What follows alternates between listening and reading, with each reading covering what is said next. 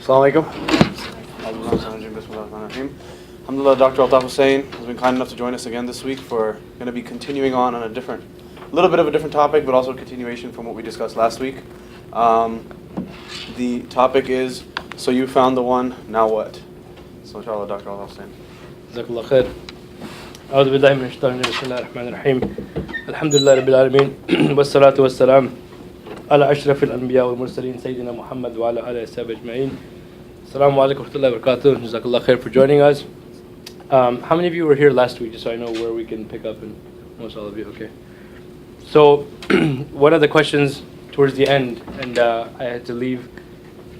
We were also trying to close the class by 7, but I had to leave. But we were starting to talk about is that how do you actually engage in the process of having talks, marriage talks, if you will. So some of the opening comments, and then Brother Wakar, I don't know if you guys know, sent out a request for questions that about finding the right person. How do you, what do you do after that? So surprisingly, the sisters didn't submit any questions. The brothers, mashallah, anxious as they are, submitted 1, 2, 3, 4, 5, 6, 7 questions. 7 questions, mashallah. So the brothers, mashallah, may Allah be pleased with all of them for their energy and anxiety. Sisters, perhaps you know most of the answers and you're not asking questions, but you're welcome to raise your hand. So if you see me referring to my phone, it's not, I'm not being rude, it's just that it was emailed to me, so I have the questions that the brothers submitted. So a couple comments before we get into the questions and sort of try to address them, is that, the anxiety, as I mentioned, is a good thing when you start to be, your desires for marriage are awakened and you're concerned about finding the right person. And Allah subhanahu wa ta'ala, answers the dua of those who call upon Him. And literally, Allah subhanahu wa ta'ala, has, as we mentioned last week, created a person, a soulmate. And we did say, and we acknowledge the fact that the reality is that not all marriages do end up staying together. So a test could be for a person, just like a test for somebody who is dealing with anger issues could be, that they're provoked to anger and how do they control it. A test could be for a person from their husband or wife. It could be from their children. And so the idea that when we say, well, Allah made the soulmate, so what happened? Why did the marriage fall apart? Could be a very accurate question. Somebody may ask that. So it isn't that Allah subhanahu wa ta'ala didn't know. Allah knows all of it. Allah knows everything. And that it is ultimately a reflection of us, myself and you and the people who are involved in that particular marriage. So we want to, begin by giving hope and inshallah ta'ala a lot of encouragement for how to manage to get it this time. So the Prophet ﷺ was very clear, and I mentioned this last week, that when a person had arrived at the age of marriage on the one hand, sense of maturity on the other hand, and the ability to actually, what would be the translation of facing the consequences of marriage, and to be able to maintain a family, that person should marry. That person should marry. And if that person is not capable of doing that for any of one reasons, it could be maturity, it could be wealth, it could be the idea that they personally don't feel prepared, then if they still have desires, physical desires, then the Prophet recommended what? Fasting, right? And we talked about that just as a physiological process, that fasting is for both men and women. It tends to send all of the energies, most of the energies of the body from having been deprived of consumption of food and drink and other things to the higher desires of thinking and God consciousness. And so here the Prophet ﷺ was referring to fasting as a restraint, as a shield. And so those are recommended, obviously, activities, if you will. So for those who then go about thinking, well, I'm ready for marriage, now what? And then coming to you found the right one, now what? So for those who are ready to get married, oftentimes it's not the ones that I found successful in terms of having found their spouse. They were not actually out there actively looking for the person who they would marry. They were active, so let me make that distinction. They were active in being ready for marriage. Does that make sense? So they didn't go out there and say, because a lot of the times the joke is, and I was formerly the president of the National MSA, so it's not, I mean, I smile when people joke, but it's called the Muslim Students Association. And people used to joke when they want to joke about it, calling it the Marriage Students Association, because people go there because they want to get married. Have we had people who got married from the MSA? For sure. At the national level, we've had people who worked together, they got married. People who worked in the local chapter level got married. People who were from different states but who worked on a conference together got married. Now, were any of them, if you asked any of them, were you, like, did you seriously leave home that day and say, boy, when I get to that conference, I hope, Allah has my spouse ready for me? Some do.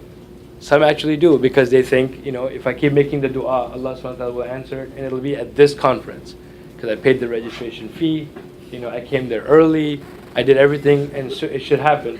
And so they are the ones who are the most disappointed, because why?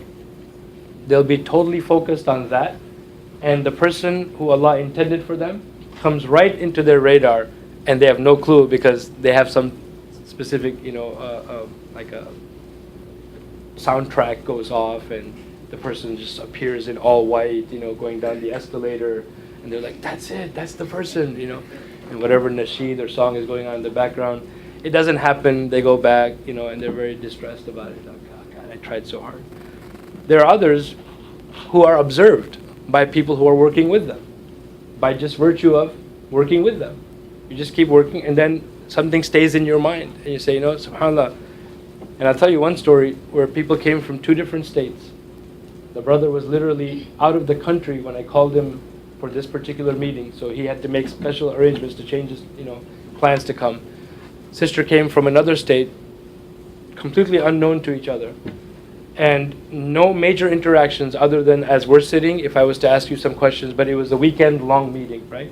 So discussions took place, questions were answered, whatever, but not one person in a 2-day meeting can be talking a lot. Like if I was the only one talking, then clearly because someone can say, well, he talks fast, or he has an accent, or it's one person talking, you can observe. But in a larger meeting, it's very rare that the same person talks the whole time. So several people. At the end of the meeting, about a week later, the brother called me and said, do you know such and such sister? I said, in fact, I don't. I met her as everyone else at this meeting. He said, and I'll never forget this, much of what I saw in her character and the way she conducted herself reminded me of the prophetic model. I was like, oh, shucks. I was like, that's heavy, right? That's deep. I'm like, wow, that's what came to your mind. Because the Prophet ﷺ said, marry the one who reminds you of Allah, right? So you have to think, like, how pure have my thoughts been? And then who does Allah present me with? Because maybe if I get presented with someone, I'm like, whoa, I can't even believe it. Well, maybe I was in a situation or a condition or a maqam that was very low. So Allah subhanahu wa ta'ala is saying, well, where you are, this is the best fit. So if you're very high, so long story short, having never met each other, very few talks, and they did ultimately get married. I performed the wedding, right? So it's not impossible that you'll meet someone in the line of work. So my advice to people who are actually alert, conscious, and want to get married is exactly the opposite. I say, you're ready to get married, overwhelm yourself with service, and Allah will take care of everything else. You hear what I said?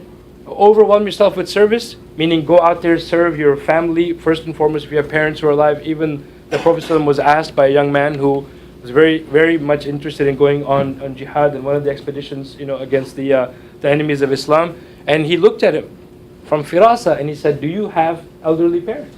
He said, I do. He said, go back and take care of them. That's your big, struggle in life. That's your struggle. You have to go back and take care of them. Another man wanted to go. He was already signed up to go, and his wife was heading for Hajj. And the Prophet said, go back, go with her, go to Hajj. You see what I'm saying? So prioritizing. So essentially, what ends up happening is that you have to ask yourself and say, can I do that?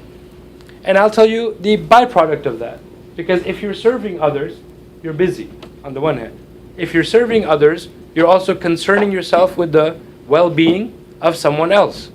So you're already starting to create in your mindset this idea that there are other people who are perhaps more important and have more difficulties than I do. So if I start to serve them or start to think about how to serve them, then maybe it'll keep me from being wallowing in self-pity. In a lecture I gave on mental health recently, I mentioned that even mainstream psychiatrists, Western psychiatrists, trained psychiatrists, now look at a person in depression, very sad, intensely sad, alone. And they say to them, talk to your work and figure out how you can get credit, if you will, at work for community service. How can you figure out how to go and do community service? How can you get a team of people to go and do the food bank from work? And suddenly the person is what? Shifting the focus from themselves to others. And so I sincerely mean that. And I've seen, mashallah, several couples, several individuals who then became married by literally overwhelming them with concern for, of course, for themselves and their well-being, but serving others, right? So that's one way. Another way is to, and I mentioned this last time when there was another sister in the front here sitting, that in Islam there's no shame when it comes to very things that are part of the religion.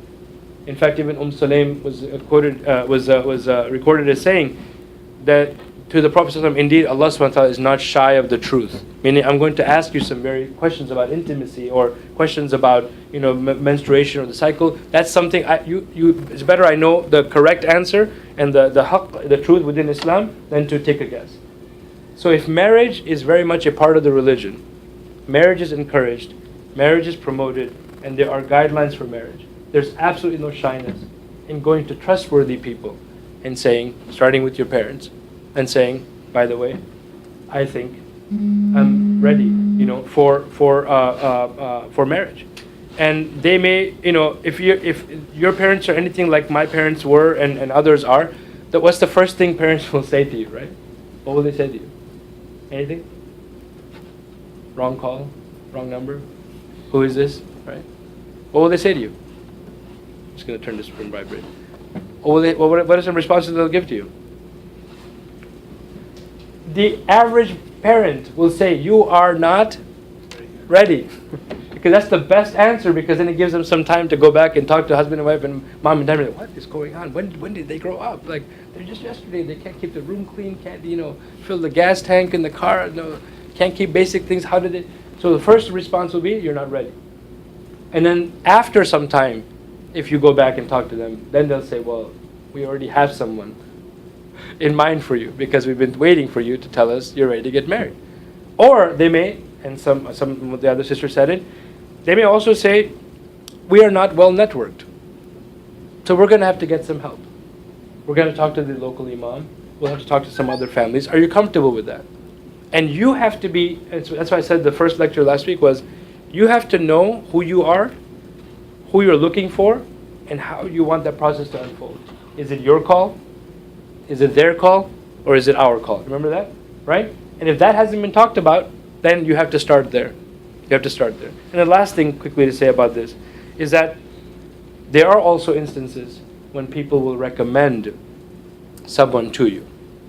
And rule not to be violated, another single person cannot recommend to you your future spouse. Can you just please agree on that? I have no hadith to back this up. I have no verses from the Quran.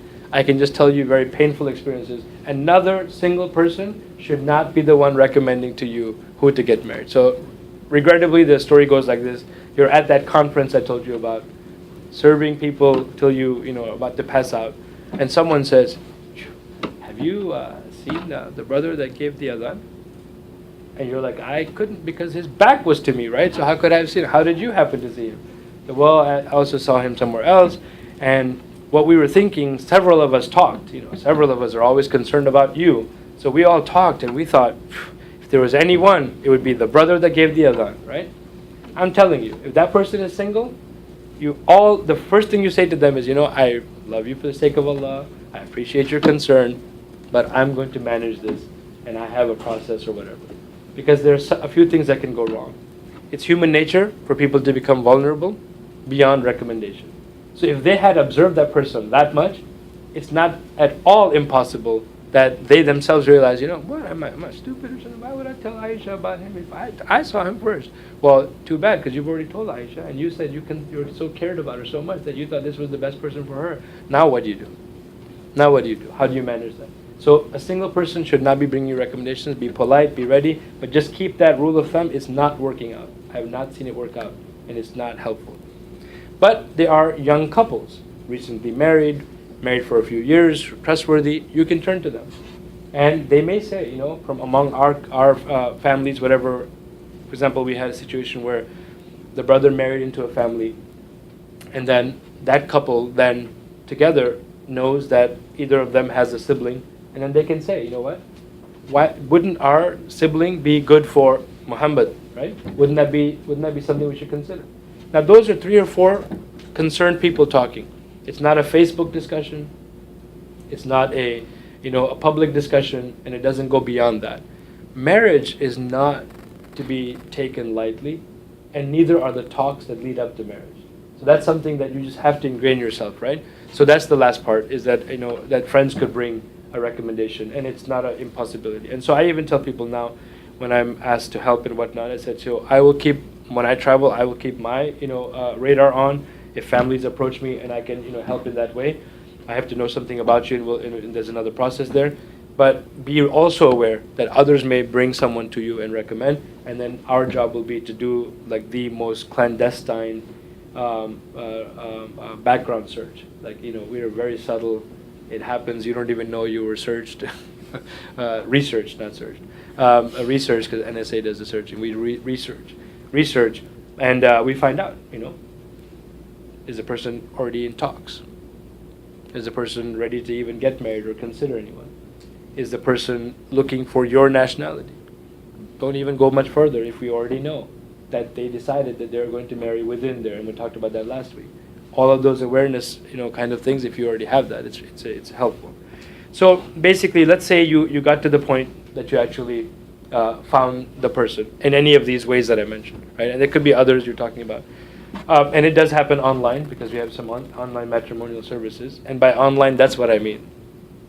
By online, I am not referring to, I happened to walk into this chat room, and suddenly everybody else left, and it was just me, and it was just her, and I thought, that's from Allah.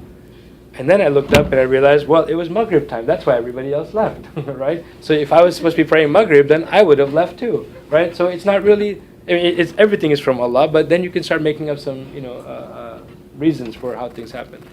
So last point before I move on to, you found someone, then what? There are guidelines for interaction. So I don't live in a fantasy world. I live in a very real world. So do you.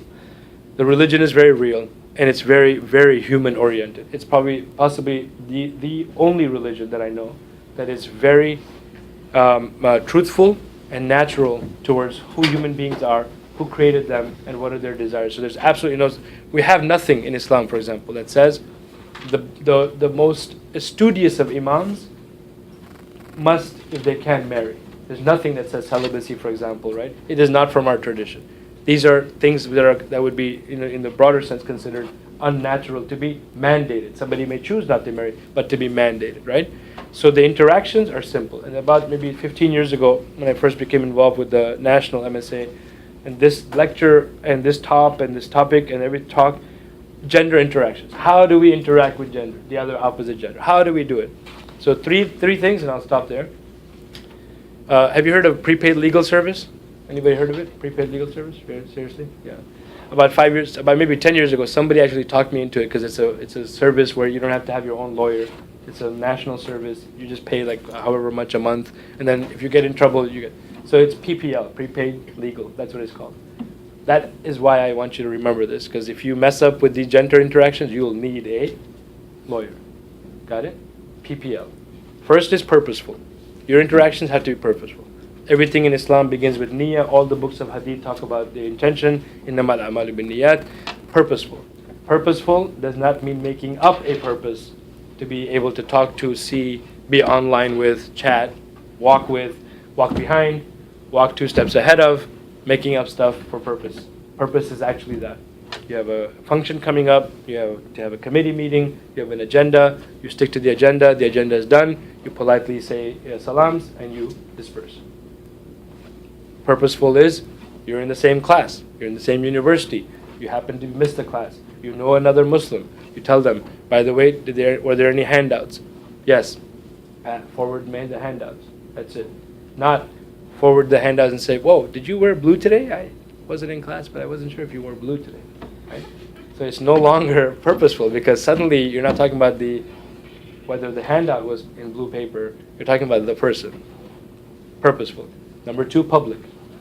And here the Prophet ﷺ said that when two people, men and women, a man and a woman are alone, the third is shaitan, right? In terms of the idea of waswasa and the ability to create some sort of vulnerability from either of them. And then you have the whole he said, she said.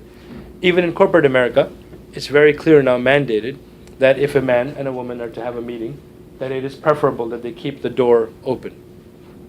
Or at least, not fully closed, at least semi-open. It has to be some of a confidential conversation to protect people. Public has a definition to it, that if you've not heard this before, then you need to reorient to this definition.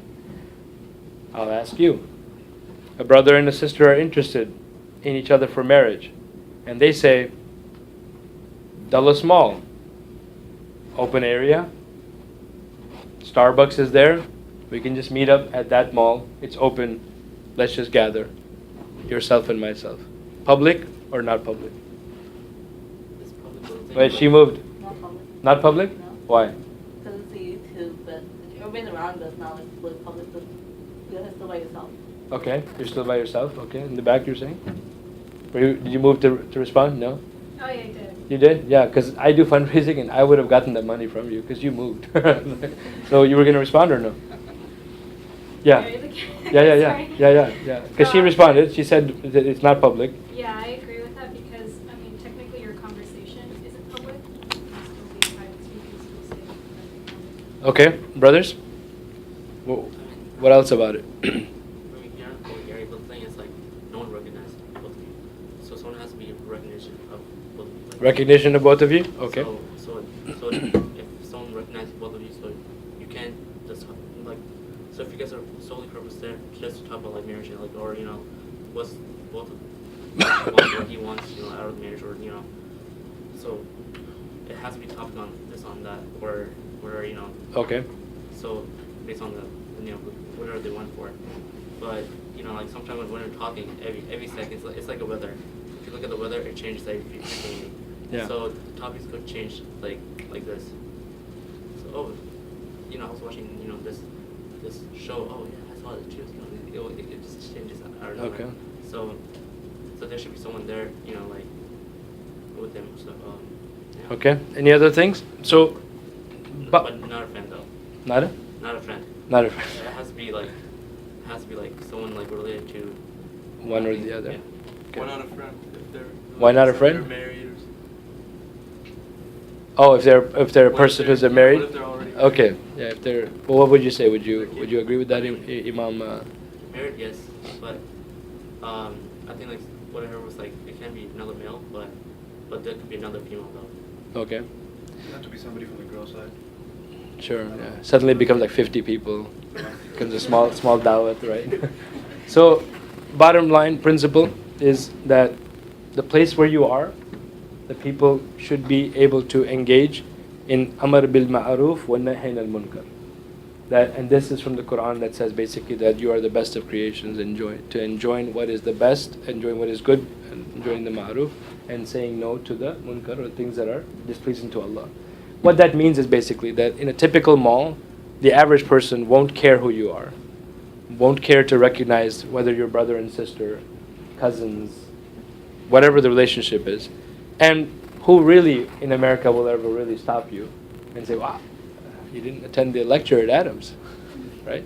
You're not supposed to be. So what we say is that take precautions such as this, such as having either the brother of the sister, for example, if there's going to be the male who's there, then the sister has her own blood brother, for example, an elderly blood brother. It cannot be like a toddler who's like playing around. Oh, my brother's here, right? I'm telling you, I don't make up this stuff. So that would be important. So purposeful, public, and the L is for limited. That the interaction should be limited. And here, I have seen people try to defy this as if thinking that they are somehow superhuman. And it usually starts with things like, I email them, they email me back, and that was it. But what they don't say is, I emailed them at 9:18:42. Stamp mark of email was 9 p.m., 18 minutes and 42 seconds EST. He responded at 9:19:47, which is little less than a minute. I was amazed because, mashallah, like he was looking out for my email. And after that, I keep looking out for other emails and other responses. So it's no longer, it's limited because there's only one email, limited but one text.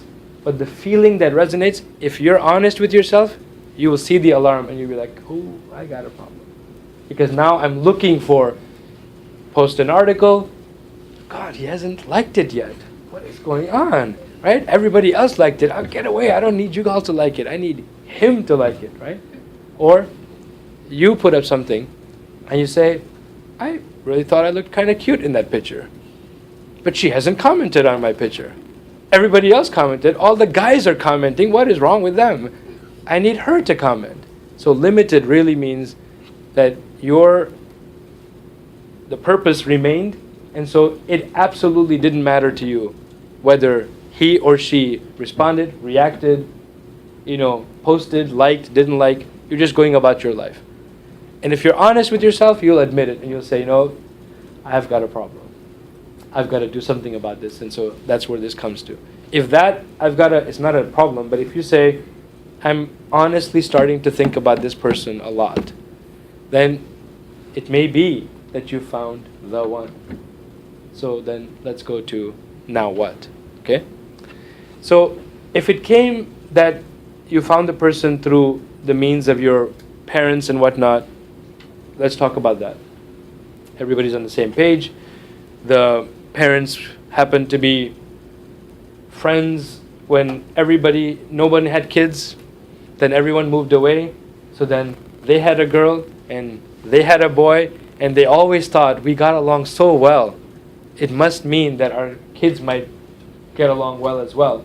So let them talk, and everyone says, and you say as the brother, and she says, sister, I would like to explore this. Whole different situation. Everybody's on board to explore the possibility of marriage. And how does that unfold? Now what? Basically, the 100 questions we talked about, premarital counseling, having a sort of a check-in period. We'll give ourselves 3 months. We'll be able to talk. We'll have email communication to respond to these questions. If the sister side says, just make sure you CC her older brother or CC the dad, you should have no offense. You should absolutely take no offense to that, because what could you possibly be saying that you wouldn't want her father to see or her brother to see? And you should not also take offense if on their side they say, dad or mom or somebody is going to be copied. Because if really the purpose is to get to know each other, you may get to a point where it actually doesn't work out. You may actually say, outside everything looks fine, but the reality is, after having talked and everything, looks like this person is very different than who I am. Very different. And I don't see how there could be a match. The sad thing would be that you start having not dishonest but superficial conversations because everyone is copied, and you actually do what I mentioned last week, assumed compatibility. And you actually start to think, well, we're from this area, they're from this area, our parents like each other, and they've liked each other forever, so there must be some good in it, I'll try to make it work. If you don't find, and even to the degree that the Prophet ﷺ said, go and see the person, to the brothers, see the person whom you're intending to marry, for that may create an sort of an inducement that you may start to realize that by looking, I didn't feel anything. By looking, I didn't feel it. And that's not a problem.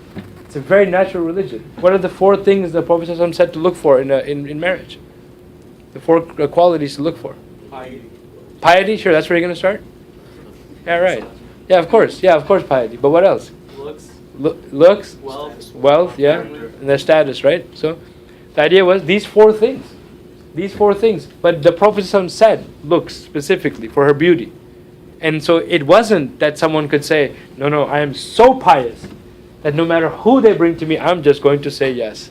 Because that's not natural. You see how the religion works? That's not natural. We don't want to impose that on anyone. Now,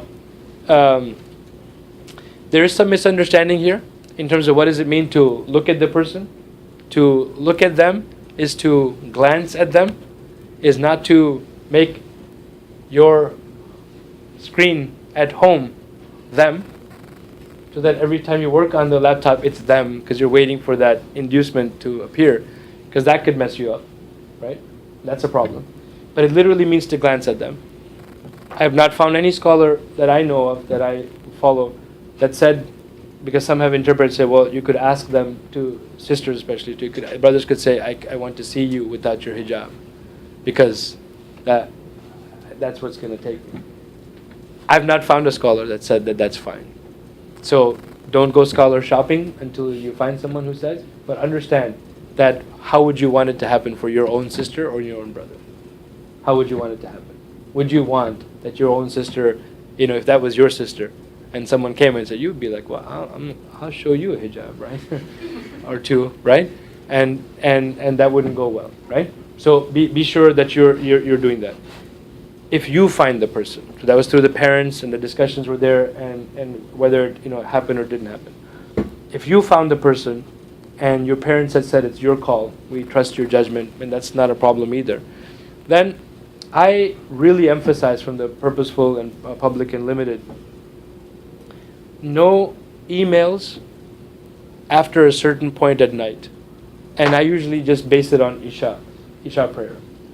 Like the time Isha prayer comes in, because the other people are, well, Isha kind of goes all night, right, brother? Yeah, okay, fine, right? Then you have interpretations of that. But what I mean is, the day has essentially ended with that prayer, right?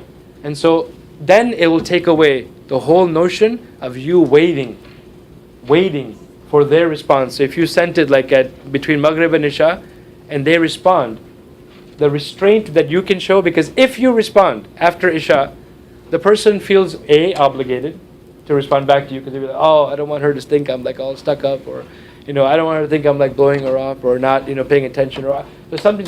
And then when that person responds back, you're going to be like, well, I don't want him to think like I go to bed at 9 o'clock in the evening, right? I want him to, and something is, everyone has said, in terms of people I've counseled and helped, that this guideline was the toughest for them to follow. Because the temptation is always there. I want to say something. But is it my ego? Is it because I want the last word? Like, ask yourself, are you the last texter? Are you the last texter, or can you let it go? And if you are the last texter, before even marriage talks, then you're going to have a problem when marriage talks start. Because the last thing, it has to be you. Well, even if it's just a smiley face, it has to be you. It has to be you. No matter what. They say, I am dying, I'm dead, I'm gone, I can't read email after this. You'll send like a frowny face, sad that you're dead. Right? Good, but it's still you. Like you're still responding. If that's you, that's going to show up in your communications. Phone calls.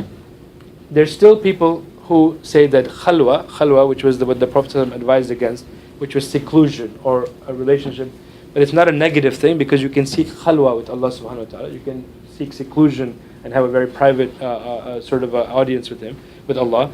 But that in a phone conversation, there's a likelihood that can occur. It can occur on texting. It can occur on emails. It can occur on anything.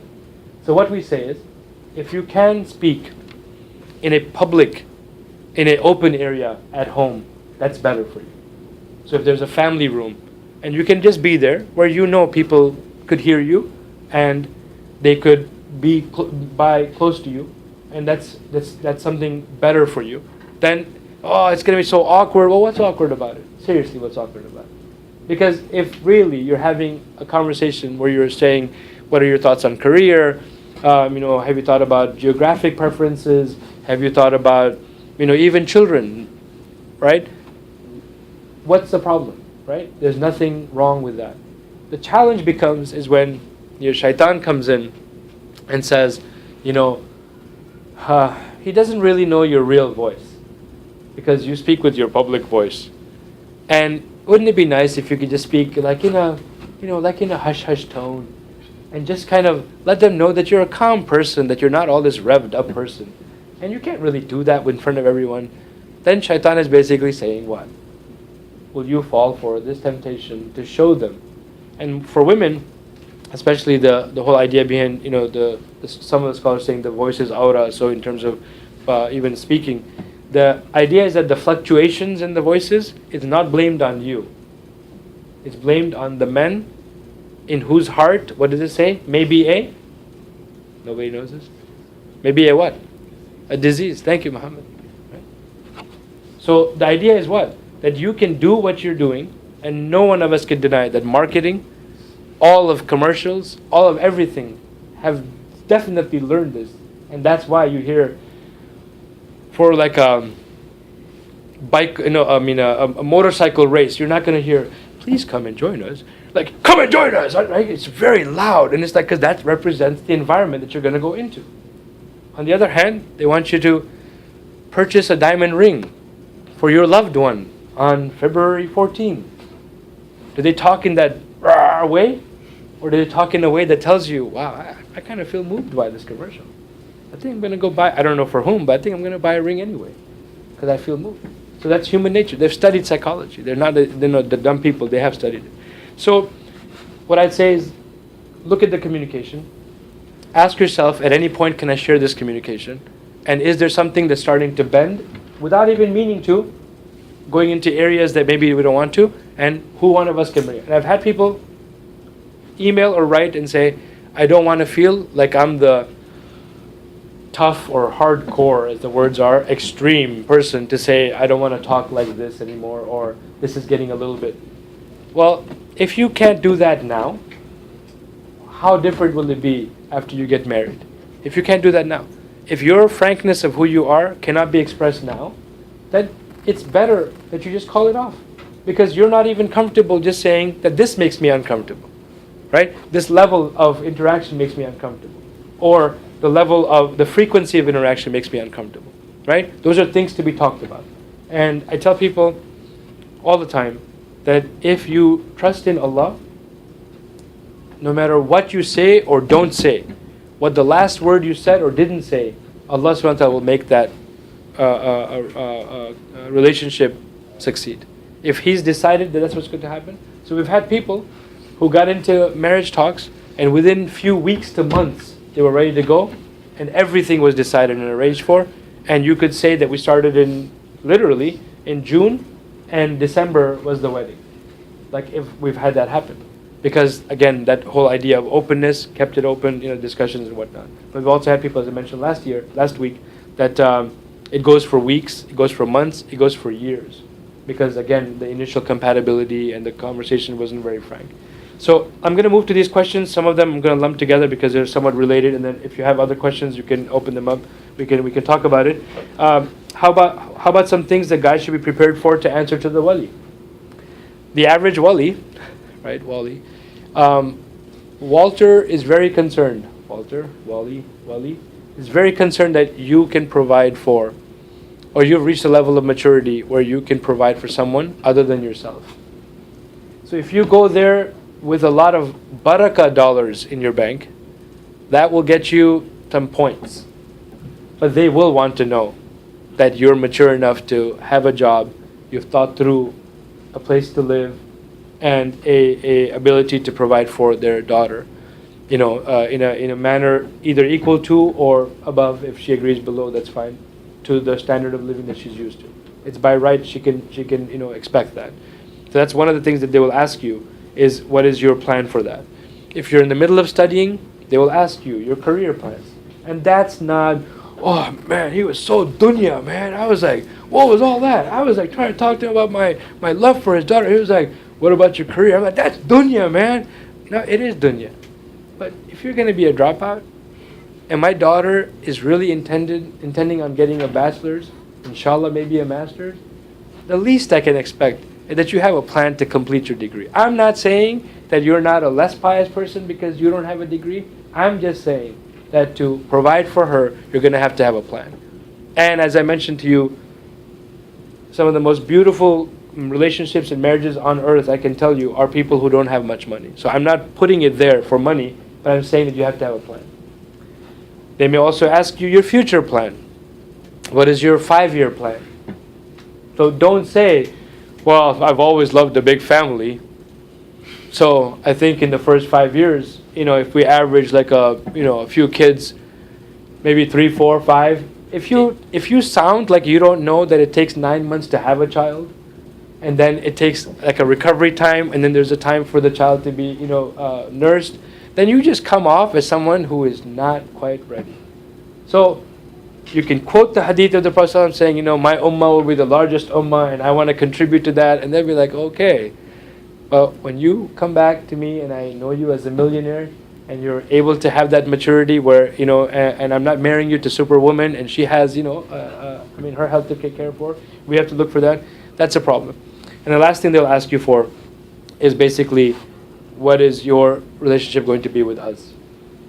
They'll ask you that. They'll ask you, are you coming here to take away our daughter from us, or are you coming here to be like another son to us? Doesn't mean that you're gonna like live with them and be like, his son, but are you going to be like that? And if you haven't thought that one through, and if you look stunned like a deer in headlights, you're like, about you? Oh, I thought this was about me. That's gonna come off bad. But if you can say, for example, yeah, I know my job is in another state. I've thought about it. If we save up, we can do at least 2 physical trips a year to you guys. And inshallah, if you guys can come out towards us, we'll try. That shows a person who has thought through the role of the in-laws. If you come off with, well, we're going to be getting a new cell number after marriage, and I hope I can text it to you after I get it, and I'm not really sure where we're going to live yet, but we'll let you know. Then you're basically saying, I so never liked you. I really only am into your daughter or your son, and I hope it all works out, that I can get married and take her from you. Like, that's not going to go over well, right? So those are something they'll ask you, career-wise, relationships. And then they said, basically, how can you let them know you're ready and serious about marriage? You can do that by literally talking to them.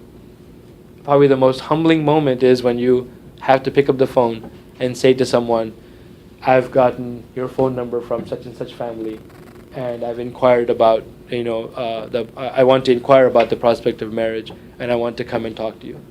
If you cannot get yourself, practice in front of the mirror, record yourself and do a selfie recording and keep playing it back and forth and see if you don't sound confident, you'll have a hard time.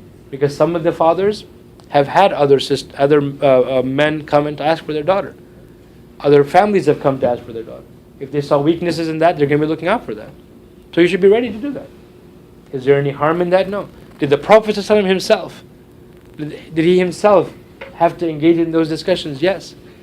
Did he himself have to then advise people who had to engage in the discussions? Yes. How many of you don't like bragging about yourself? Sometimes you ask all these questions, but Yeah, you yeah, keep yeah. it general and you want to be humble at the same Yeah, time. yeah. And I feel bad sometimes talking about these things. I keep it very general, but at the same time. Yeah. So what's the middle? So you'll know when you're moving from, so if I ask, let's say like role playing, for example, if I say, I'm not sure, what do you do for a living?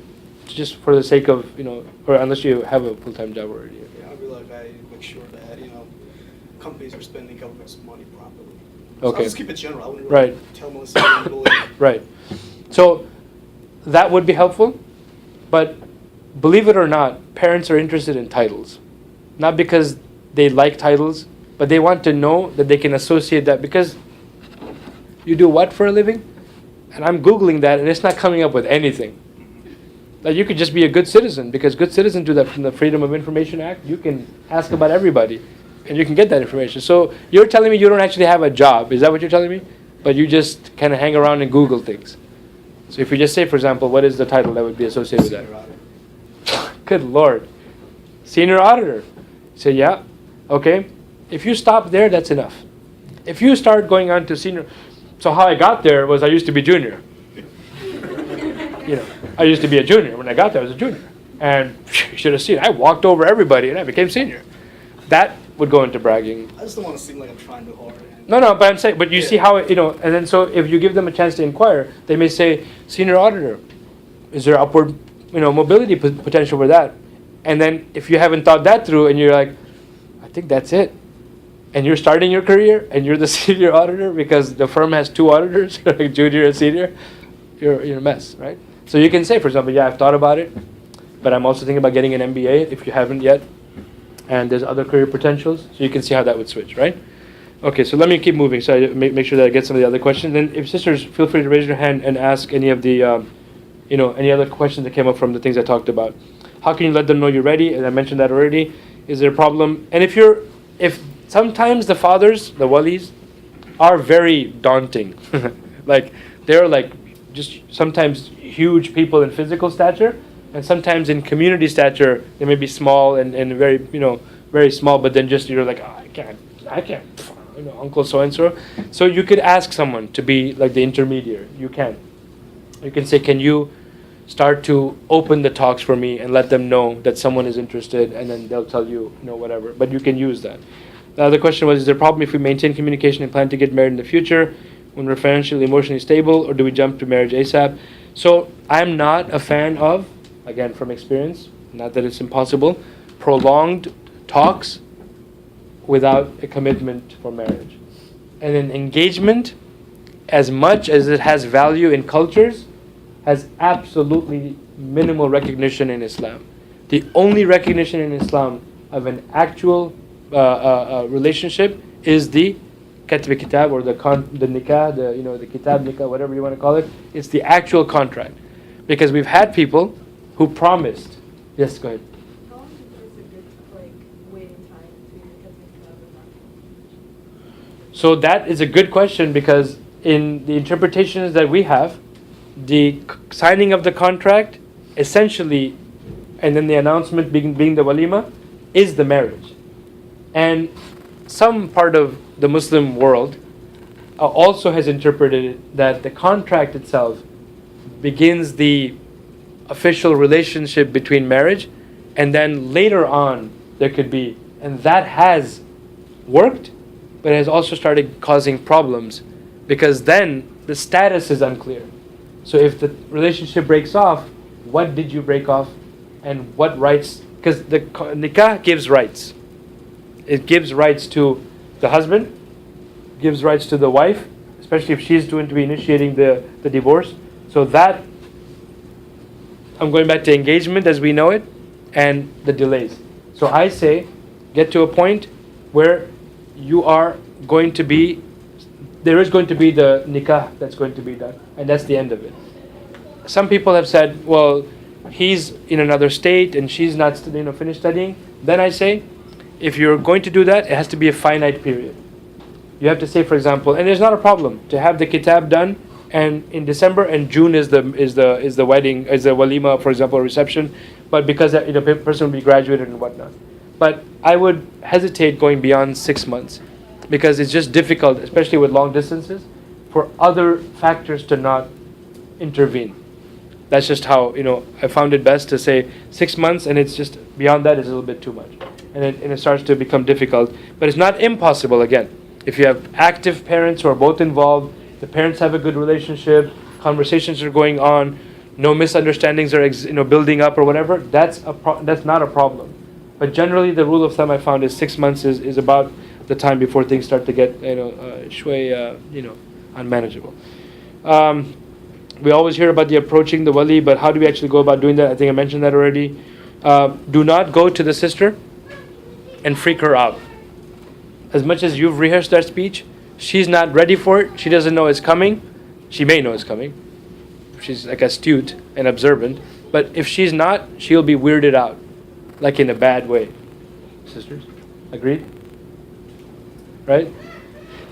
So I would recommend the approach of an intermediary, even if you want to inquire from the sister, to be able to get some sense of availability, readiness, and all of that. So say you identified a potential, who do you approach first? And I mentioned that. I would still say an elder sibling if you're like really wanting to just assess it. But parents, believe me, as problematic as it can be, I would rather know right away that her parents are not into this right away than to do something where I mentioned last lecture, they feel violated and they put their foot down and say, I don't know what else you've done with especially my daughter, you're not, this is not happening. And that's the worst thing you want to happen, is even tremendous potential, but you didn't use the proper approach. What I say to people, don't throw Islam at people, respect their culture. So if you don't know what is the process, ask someone to inquire and say to that family, what has been the process for people to approach your family about marriage? And let them tell you, this is how it happens. You have to go to the grandfather. Because in our family, the grandfather, the oldest alive grandparent, is the one you have to respect to say you're coming into our family. So go to the grandfather relays it to the father, and you're like, well, show me a hadith. All right, you can keep looking for the hadith, but there's nothing that rules it out as well. There's nothing, they're not saying it's an obligatory thing, it's just how our culture does it. Or it could be a maternal, it could be that the oldest living maternal relative. You go there and you get their blessing. However, I would rather know, ask and figure out before I do anything. And then lastly, the other one was, who do you tell approach? And then what do you do when your parents don't approve of the one? So this might have been the situation that they are the ones who initiated the talks. So they've already been involved, so it's not like you did something. And then after the talks, you are convinced that this is the person, but some reason your parents. Here is where the painful conversations happen. Here is where you must not forget that they gave birth to you. They took care of you when you were vulnerable and weak, and they raised you to who you are now. You must never forget that. And I'm telling you, my newest parenting lectures and stuff, got some good stuff coming out. I'm telling parents now, when you have the child, take their stinkiest diaper and freeze dry it and just leave it. When that argument comes up where they start telling you, you are this, to your mom and dad, and you are this, and you don't have a clue, don't say anything, just get up, bring it out, and just let it thaw as you're sitting there. You are this, what is that? That was you about 22 years ago. So we've frozen it, and now you can smell what you smelled like and how we changed you. And did you want to say something else? I didn't hear you. What was there, something else? And I'm telling you, it's going to take off. This is a new product. I'm going to try to create like a nice case for it. It's going to be beautiful looking. Just bring it out. Solve the whole problem. Why do I say that? Even as much as you fell in love with her and she fell in love with you, your parents have an instinct that you don't have. Your parents have an instinct that you don't have because they did raise you. And they may have seen something in the way she treats you or the way you are treated by her side. And something, getting them to admit that will be the biggest nightmare because they are not often orally communicative people, especially if they think they're talking badly about someone. But in the case of marriage, you can and must speak honestly and frankly and not hold back. If you know something that should and possibly prevent that marriage from going forward, which is in all the movies you hear, if there's someone present who feels that they should not be together, right, speak now or forever hold your peace. They didn't make that stuff up. The Prophet ﷺ was brought situations where he had to speak up. Where a woman asked, I have the proposals from two people. This one is harsh with the women, and this one is stingy with money. Very frankly, nothing more. And there's more I can tell you. No, these are the things that are relevant to the marriage. That's what I know about this person. So your parents may have found out something. So I wouldn't say that if your parents don't approve, immediately say, I know what you're doing. You never want anything good for me. Seriously? Seriously, you're going to go there and start saying stuff that hurts them? Ask them. Say, if you want to write it down, can you write it down? You want to email it to me? Email it to me. You want to tell me in person? Tell me. But somehow I need to know what is it. And if they can articulate it, it'll be the best for everybody. Especially if you think it was a misunderstanding and you can clear it up. Because words have a lot of meaning. Culturally, people say things and they have a lot of meaning. So one side, if the cultures are different, may have said something. To the other side, it seemed too relaxed and too disrespectful. And their side is like, whoa, no, in our culture, it's the most respectful thing you can say to a family. When they come over, for example, come, eat the dishes. Let's say if that's an expression. I'm just making up stuff, right? Come, welcome, eat the dishes. And the people are like, how rude. Right? Do they think we're gonna lick the bowls clean? And are we so uncivilized in that? And in their culture, they're saying what? We would love for you to eat so much that you even eat all the dishes, right? If you didn't know that, And that's what they're basing it on, because they humiliated us. Did you see what they said about us? I would want to find out. I'd want to Google what eat the dishes means. Right? To prevent that from becoming the thing that makes the marriage fall apart. And of course, if you have something, you owe it to yourself to also tell your parent. If they're pushing and pushing and pushing, and they can't figure out what is wrong with you after all the hard work we did, especially if it involves road trips and airplanes, all the money we spent, all the time I took off from work, all the things we did to help you get married, what is it that you better be honest? And just be like, you know what? I'm seriously, sisters, not moved by his looks. I kept trying and trying and trying, Mom and Dad. He's a pious guy, he's a righteous guy, but I can't see myself with him. If you can't bring yourself to say that, but that's what you're feeling, we'll have a problem. You'll have a problem, because it'll show up in other ways. It will show up in other ways. And it's unfair to the person. Not that you're going up there and be like, we figured out what it was. Right? And that's the other thing about cultures. There are also various ways. In Arab culture, mostly they say ma fish nasib, like there wasn't we felt that the nasib, it wasn't written. It's a very polite way. It could be 1,000 things, right? So there's ways to do that. And you could also send word through another person, through another intermediary, and say we thought about it, it doesn't. And believe me, don't think that looks have not pulled apart marriage talks at the last minute. They have. And for me, it's the most honest thing that can happen. Because who are you doing a favor? Like, are you seriously all that you're going to be, all right, I'll just agree to marry them. Like, who else is going to marry them, right? No. Allah will send them someone. And it may be someone better looking than you, right? And if you've thought you're all that, then you've got a problem, right? So I'll pause there. Inshallah, I've tried to address most of these, the questions.